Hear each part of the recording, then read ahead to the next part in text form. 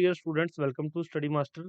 सबसे पहले तो सॉरी फ्रेंड्स, मैं आप सबके फ़ोन नहीं उठा पा रहा हूँ, फ़ोन नहीं ले पा रहा हूँ, रिप्लाई नहीं कर पा रहे हैं आपके आपके बहुत सारे मैसेज हैं, हज़ारों में मैसेज आए हुए हैं, हज़ारों में कॉल्स आई हुई हैं, नहीं उठाई जा रही हैं, नहीं रिप्लाई कर पा रहे हैं, सब उसके लिए सॉरी प्लीज़। और अभी मैं आपके लिए मेंस की यहाँ पर अपडेट लेकर आया हूँ, आपको पूरी डिटेल दी जाएगी, आप 2 से 3 मिनट का लेक्चर रहेगा। पूरी चीज़ें ध्यान से सुन लीजिए कि कितने कैंडिडेट्स ने पढ़ के पेपर दिया है, पहली चीज़। कि उससे आपको क्या है कंपटीशन का अंदाजा हो जाएगा।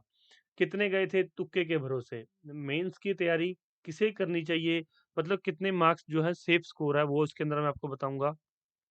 क्योंकि आपको पता है काफ़ी सारे स्टूडेंट्स यहाँ पर हमसे जुड़े हुए हैं, तो उन्होंने अपने मार्क्स बताए कि सर मेरे इतने मार्क्स आए हुए हैं।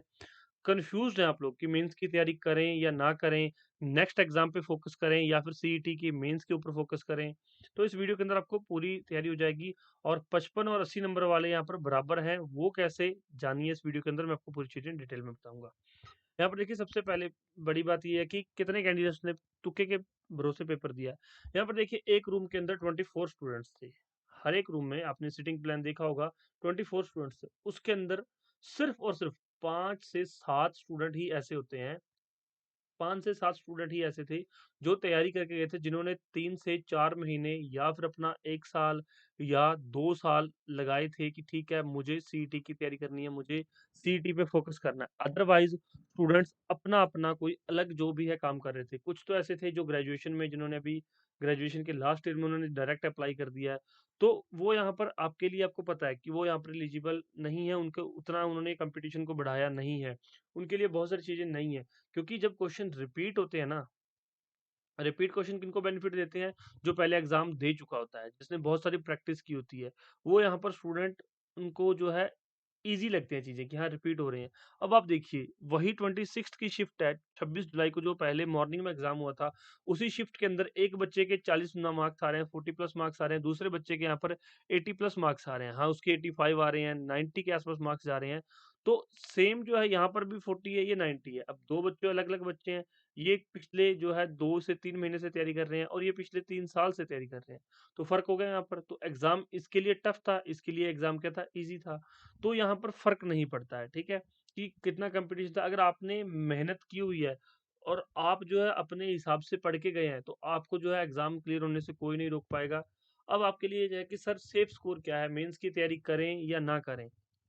इसमें देखिए बच्चों, अगर आपके 60 से अबव मार्क्स बन रहे हैं, तो आप आराम से मेंस की तैयारी कर लीजिए। कुछ एक जो है जैसे टेक्निकल पोस्ट है या फिर कुछ स्पेसिफिक पोस्ट है, स्पेसिफिक जो है क्वालिफ़िकेशन एलिजिबिलिटी बना रही हैं, उनके लिए यहाँ पर 55 तक जो है कट ऑफ जा सकती है। तो 55 वाले भी अपने हिसाब से देख लीजिए कि हाँ, उनका अगर कुछ स्पेसिफिक कोर्स है, स्पेसिफिक एलिजिबिलिटी माँगी गई है, तो उस हिसाब से 55 वाले भी यहाँ पर जो है तैयारी कर सकते हैं, मेंस की तैयारी कर सकते हैं। ओके? और जब आप मेंस की तैयारी करेंगे तो नेक्स्ट एग्ज़ाम की तैयारी आपकी अपने आप होती जाएगी, क्योंकि ऑलमोस्ट सभी एग्ज़ाम्स का 90 से 95% सिलेबस सेम रहता है, 4 से 5% ही सिलेबस का डिफरेंस होता है। अदरवाइज़ सारे सिलेबस यहाँ पर जो है सेम है। सिर्फ़ क्या होता है, क्वेश्चन के लेवल का डिफरेंस हो जाता है। किसी में क्वेश्चन टफ आते हैं और किसी में क्वेश्चन ईज़ी आ जाते हैं सेम लेवल से, ठीक? उसके बाद मैंने ये कैसे कह दिया कि 55 और 80 नंबर वाले बराबर हैं, किस तरह से? एक तो यहाँ पर नॉर्मलाइज़ेशन की जाएगी। सभी को पता है कि नॉर्मलाइज़ेशन होगी।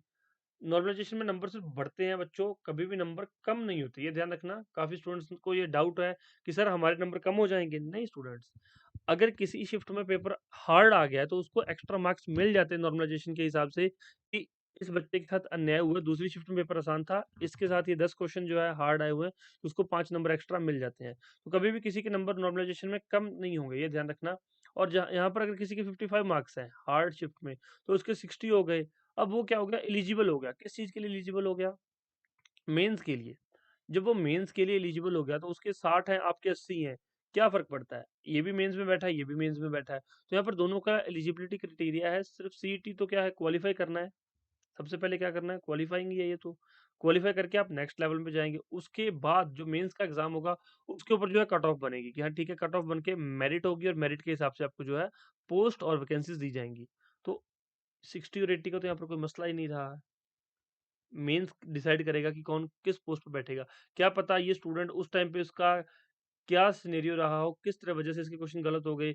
अब जिसने 80 लिए हैं, उसके नेक्स्ट टाइम क्या 70 आ सकते हैं, और ये जो इसने 60 लिए हैं या 55 लिए हैं, ये 71 ले सकता है। तो ये इससे आगे चला जाएगा। तो आगे की ओर ध्यान दीजिए, मेहनत कीजिए, जो हो गया सो हो गया। अगर आपको लगता है कि हाँ, मेरा हो जाएगा, मैं एलिजिबल हूँ मेंस के लिए, तो मेंस की तैयारी आप आज से शुरू कर दीजिए। कहीं से भी पढ़िए, मैं ये नहीं कर रहा हूँ, मैं यहाँ पे कोई कोर्स नहीं सेल कर रहा हूँ, मैं कुछ नहीं कर रहा हूँ। मैं सिर्फ़ आपको चीज़ें समझा रहा हूँ कि आपको चीज़ें समझ में आनी चाहिए। क्योंकि यहाँ पर बहुत सारे लोग हैं, मैंने देखा है, वो यहाँ पर क्लैरिटी किए बिना ही मेंस की तैयारी करवाने में लगे हुए हैं कि हाँ, आपके इतने मार्क्स हैं, तैयारी कर लो मेंस की, हम ये बैच बेच रहे हैं, हम वो बैच बैच बेच रहे हैं। यहाँ पर कोई मैं बैच सेल करने नहीं हूँ। मैं सिर्फ़ आपको चीज़ें समझा रहा हूँ कि किस तरह से आप जो है अपनी दिनचर्या को बेहतर बना सकते हैं। कोई डाउट हो तो पूछ लीजिए और चैनल को सब्सक्राइब कर लीजिए ताकि सारी अपडेट्स आपको मिल जाए। वीडियो को लाइक कर देना। Thank you so much.